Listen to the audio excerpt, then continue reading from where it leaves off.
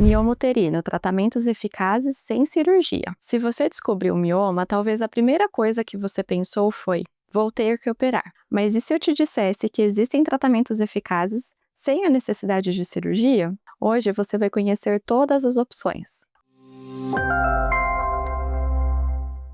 Oi meninas, tudo bem? Eu sou a Camila Bonaccord, médica ginecologista aqui em São Paulo, capital. Para agendar uma consulta online ou presencial, é só ler o QR Code aqui ao lado ou clicar no link que está na descrição do vídeo. Este é o terceiro vídeo da nossa série completa sobre os miomas uterinos. Então, se você ainda não assistiu os primeiros, volte lá e maratone. E já aproveite para curtir o vídeo, se inscrever no canal e ativar o sininho para receber a notificação dos próximos episódios. Como eu expliquei no primeiro vídeo, os miomas uterinos são muito frequentes, sendo considerados os tumores benignos mais comuns do útero. A grande maioria deles são pequenos, com 1 a 2 centímetros, e não causam sintomas. Nestes casos, é possível o acompanhamento clínico uma vez ao ano por meio de exames de imagem, como a ultrassonografia pélvica ou transvaginal. Mas Camila, existe algum remédio para dissolver o mioma? Não, infelizmente ainda não descobrimos um remédio capaz de fazer os miomas desaparecerem.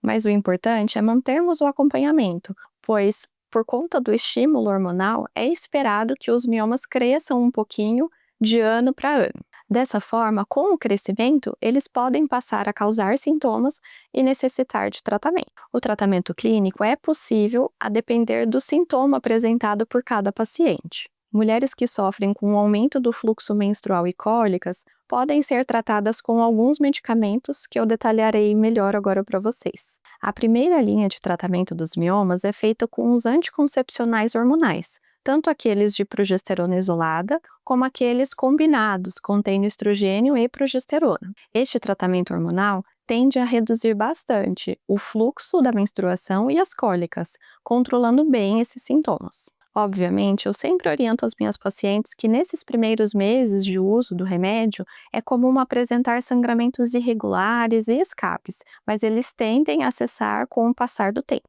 Vale ressaltar aqui, meninas, que praticamente todos os tipos de anticoncepcionais podem ser usados a depender das particularidades de cada mulher. Alguns exemplos são os DIUs, as pílulas, a injeção mensal e trimestral, o implante anticoncepcional e o anel vaginal. Algumas mulheres, entretanto, apresentam má adaptação ou mesmo contraindicação ao tratamento hormonal, sendo necessário pensarmos em terapias alternativas. Uma opção é o uso de anti-inflamatórios não esteroidais por até 5 dias quando a menstruação começar a descer. Essa classe de medicamentos tende a controlar bastante a intensidade das cólicas e reduzir um pouco o fluxo menstrual.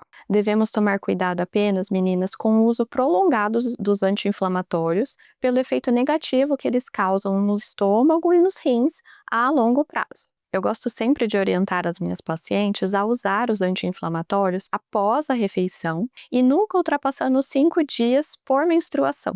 Outra opção para o uso pontual durante a menstruação são os antihemorrágicos. Esse tipo de medicamento tende a reduzir o sangramento menstrual mais rapidamente, sendo o subtipo dos antifibrinolíticos os mais usados na área da ginecologia. Eles também devem ser tomados a cada 6 ou 8 horas, por até 4 dias assim que a menstruação começar a vir. Aqui é importante lembrarmos que o tratamento medicamentoso não será capaz de tratar os sintomas dos miomas relacionados ao abortamento, à infertilidade e aos sintomas compressivos de bexiga e intestino. Nestes casos, a cirurgia acaba sendo a melhor opção. E como funciona a cirurgia para a retirada dos miomas? Eu explicarei todos os detalhes no meu próximo vídeo da série. Confiram. Um beijo!